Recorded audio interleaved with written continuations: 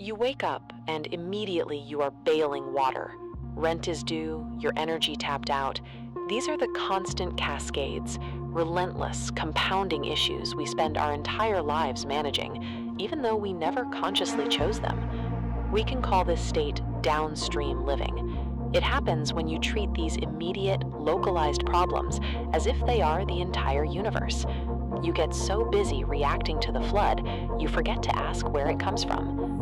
This animated diagram demonstrates exactly how that hyperfocus operates. When the frame isolates just one chaotic consequence, the broader context disappears. And as the surrounding conditions remain unnamed, your own sense of personal authorship over your life starts to erode. You are left fighting endless symptoms. It's an exhausting loop of patching leaks, while remaining completely blind to the actual plumbing system generating the pressure in the first place. The danger here isn't simply that you are suffering through a crisis.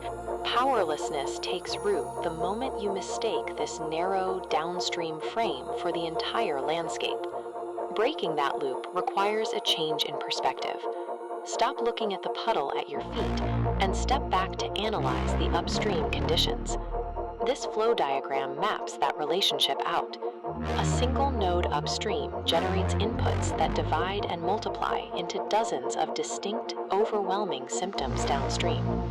The conditions at the top dictate the chaos at the bottom. Your exhausting circumstances stop looking like natural weather patterns once you see the machinery behind them. You realize your surroundings didn't happen by accident. They were built. Naturally, the next objective is to follow that structure backwards. To regain the agency you've lost, you have to relentlessly trace the system up the mountain to find out exactly who or what built it. Tracing the problem to its structural source is the point where control becomes possible. You can only modify a system once you possess the map. In this framework, the builder of that system is the architect. This isn't necessarily a shadowy figure in a boardroom.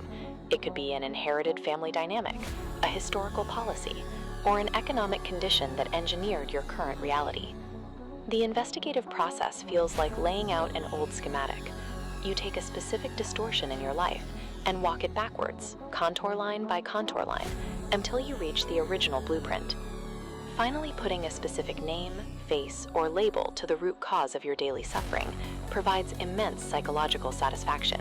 It validates the struggle. At this point, it feels like the hard work is over. The natural expectation is that exposing the architect will act as a silver bullet, instantly resolving the downstream pressure. But here is the friction. Merely exposing the source of the problem fails to return any actual authorship to your own hands. What feels like a definitive victory is frequently a psychological trap, neatly disguised to the victim as a cure. The trap operates by feeding off your momentum. It tempts you to take this newly discovered upstream architect and cast them as the permanent villain of your personal narrative. When resources funnel entirely into a single red vector indicting the architect, it leaves you empty, with zero capacity for redesign. Fleeing means your path remains strictly confined within boundaries generated by that same source. Opposition simply thickens the walls. You become defined entirely by what you fight. That is the tragedy of the indictment trap. You manage to find the source of your pain, but you squander the rare opportunity to actually change things because you choose to keep playing their game. When the dust settles, being a perpetual angry critic of a broken system is functionally no different than being a compliant subject of it. To move beyond this, you trace the distortion upstream, identify the hand that drew the map, and then withdraw your energy from their design. As the diagram shows, you have to break the geometry. You actively refuse to let either the original upstream conditions or the downstream consequences dictate the boundaries of your future. The vector breaks outward into open space. There is a difference between understanding the past to extract its mechanical lessons and analyzing the past merely to build a more comprehensive lawsuit. Reclaiming your territory demands an internal shift. You have to let go of the reactive anger of the victim and take up the proactive, independent design of a builder. Systemic analysis provides a specific leverage point.